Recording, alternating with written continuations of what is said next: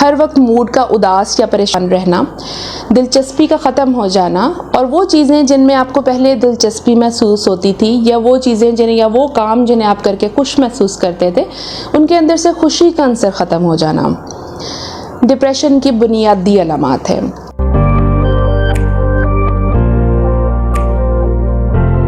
الرحمن الرحیم، السلام علیکم۔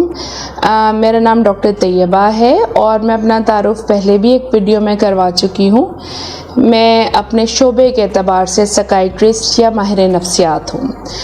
اس سے پہلی ویڈیو میں ہم نے ڈپریشن یا افسردگی کی بیماری کے بارے میں کچھ بنیادی معلومات آپ کے ساتھ شیئر کی، جس کے اندر میں نے صرف اتنا ذکر کیا کہ ڈپریشن کی علامات کیا ہو سکتی ہیں۔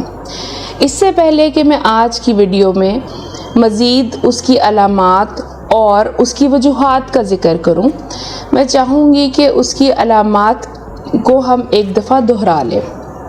اس سے پچھلی ویڈیو میں نے ذکر کیا تھا کہ ڈپریشن کے اندر ہر وقت موڈ کا اداس یا پریشان رہنا، دلچسپی کا ختم ہو جانا، اور وہ چیزیں جن میں آپ کو پہلے دلچسپی محسوس ہوتی تھی یا وہ چیزیں یا وہ کام جنہیں آپ کر کے خوش محسوس کرتے تھے ان کے اندر سے خوشی کا عنصر ختم ہو جانا ڈپریشن کی بنیادی علامات ہے۔ ان علامات کے علاوہ کچھ اور علامات بھی ہو سکتی ہیں، مثال کے طور پر بھوک یا وزن کے اندر کمی یا زیادتی، اور جسمانی علامات کا آنا، مثال کے طور پر جسم کے مختلف حصوں میں درد ہونا، سر میں درد ہونا، جسمانی دردوں کا ہونا، اور ایسی جسمانی علامات آنا جن کے لیے کوئی میڈیکل یا ٹیسٹوں کے ذریعے کوئی وجوہات ہمیں پتہ نہ چل سکے، وہ ڈپریشن کی طرف اشارہ کر سکتی ہیں۔ یہ تمام علامات اگر 2 ہفتے یا اس سے زیادہ وقت تک مسلسل رہیں تو ہم اسے ڈپریسو ڈس آرڈر یا ڈپریشن کی بیماری کا نام دیں گے۔ دوبارہ ذکر کرتی چلوں کہ ڈپریشن محسوس کرنا یا اداس ہو جانا کبھی کبھار ایک نارمل یا ایک عام انسانی رد عمل بھی ہو سکتا ہے۔ ڈپریشن کہنے کے لیے یا بیماری کہنے کے لیے ہمیں 2 ہفتے کا وقت درکار ہے، جس روزانہ اور دن کے زیادہ تر حصے میں موڈ کا اداس رہنا اور ان علامات کا ہونا جن کا میں نے ذکر کیا۔ اس کے بعد میں آگے چلوں گی۔ اس سے پہلے کہ میں ڈپریشن کی وجوہات یعنی ڈپریشن ہوتا آخر کیوں ہے، میں ڈپریشن کے موضوع کی اہمیت کو واضح کرنے کے لیے آپ کو بتاتی چلوں کہ اس وقت دنیا بھر میں ایک تحقیق کے مطابق دل کی بیماری نمبر 1 پر ہے، جس کا ڈیزیز برڈن یا سادہ الفاظ میں جس کے مریض سب سے زیادہ ہیں۔ دوسرے نمبر پر گلوبل ڈیزیز برڈن یا جس کے مریضوں کی تعداد بہت زیادہ ہے یا جو بہت ہی عام یا عمومی بیماری ہے وہ ڈپریشن ہے۔ ایک اور تحقیق کے مطابق ہمارے میں سے تقریباً ہر چوتھا یا 5واں شخص ڈپریشن کا شکار ہے، اور اس ڈپریشن سے مراد صرف اداس محسوس کرنا نہیں، کلینکل ڈپریشن یا ڈپریشن کی بیماری ہے۔ یہ ایک الارمنگ صورتحال ہے۔ مجھے ایسا لگتا ہے کہ ہم میں سے ہر ایک کو اس قابل ہونا چاہیے کہ اگر ہماری ذات کے اندر ڈپریشن کی علامات پیدا ہوں یا ہمارے کسی قریبی عزیز کے اندر ایسی علامات ہوں تو ہم اس قابل ہوں کہ ہم آگے بڑھ کر اپنی یا اس کی مدد کر سکیں۔ یہاں سے آگے چلتے ہیں۔ آج ہم جانتے ہیں کہ ڈپریشن آخر ہوتا کیوں ہے۔ ڈپریشن سادہ الفاظ میں دماغ کے اندر موجود کچھ کیمیائی اجزاء کی مقدار میں تبدیلی کا نام ہے۔ یہ کیمیائی اجزاء جن کے بارے میں مختلف تحقیقات کی گئیں، ان میں سے ثابت ہوا کہ ایک کیمیائی جز جس کا نام سیروٹونن ہے، اس کی مقدار دماغ کے اندر کم ہو جاتی ہے۔ سیروٹونن ایک ایسا کیمیکل یا ایسا کیمیائی جزو ہے جو کہ جسم کے اندر مختلف کام سر انجام دیتا ہے، جس میں سے ایک کام ہمارے مزاج، موڈ اور جذبات کے اوپر بھی اس کا اثر انداز ہونا ہے۔ اس کے علاوہ کچھ اور کیمیکلز کے بارے میں بھی ذکر آتا ہے کہ وہ بھی بعض اوقات کم ہو جاتے ہیں، جس میں نور ایپینیفرین اور کچھ اور کیمیکل شامل ہیں۔ یہ ایک بنیادی میکانزم یا وہ وجہ ہے جس سے ہمارا موڈ اداس یا ڈپریشن کی بیماری کا آغاز ہوتا ہے، لیکن ایسا در حقیقت ہوتا کیوں ہے؟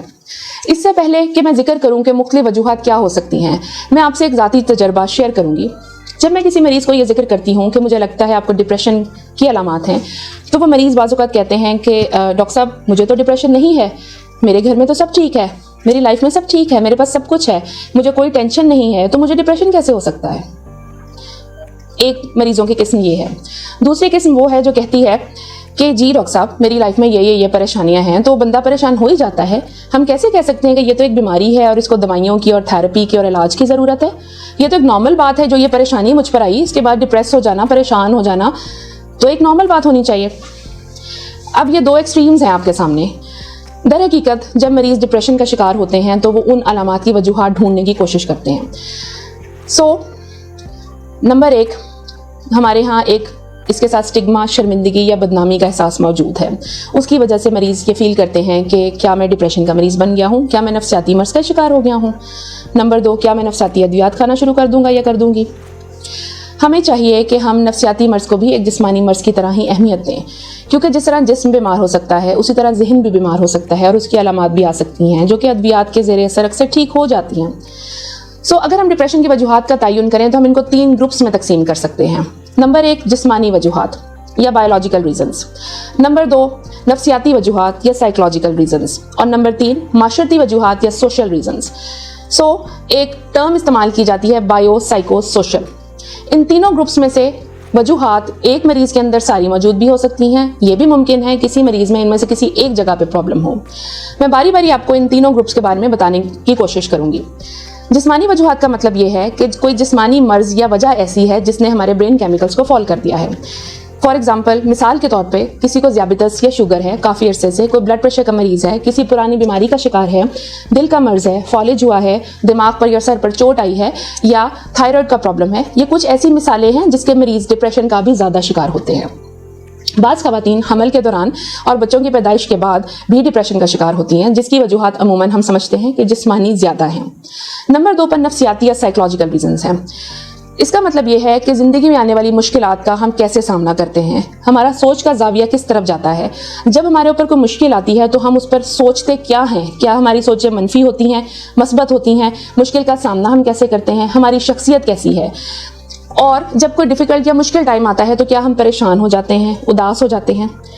یہ تمام وہ چیزیں ہیں جن کو ہم سائیکولوجیکل ریزنز کہہ سکتے ہیں یا سائیکولوجیکل وجوہات کہہ سکتے ہیں. بعض مریض ایسے ہوتے ہیں جن کے اندر کوئی اور بھی سائیکائیٹرک پرابلم یا نفسیاتی عارضہ چل رہا ہوتا ہے اور ان کو اس کے ساتھ میں ڈپریشن بھی ہو جاتا ہے. اس کو بھی ہم نفسیاتی وجوہات میں شمار کریں گے. نمبر 3 پہ معاشرتی وجوہات یا سوشل ریزنز ہیں. اس کا مطلب یہ ہے کہ ہماری زندگی میں کوئی ایسا مشکل وقت چل رہا ہے جو ہمیں پریشان یا ڈپریس کر رہا ہے.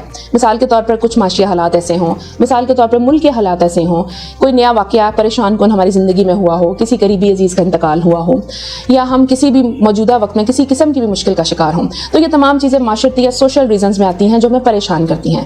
دہراتے ہوئے بایولوجیکل, سائیکولوجیکل اور سوشل ریزنز یعنی کہ جسمانی, نفسیاتی اور معاشرتی وجوہات. یہ ایک مختصر تعارف تھا اس ویڈیو میں کہ ڈپریشن کی وجوہات کیا ہو سکتی ہیں. آئیے ہم سب مل کر بیٹھ کر سوچیں کہ ہم میں سے جو لوگ ڈپریشن کا شکار ہیں ان میں سے ان تینوں گروپس میں سے کیا وجوہات ہو سکتی ہیں.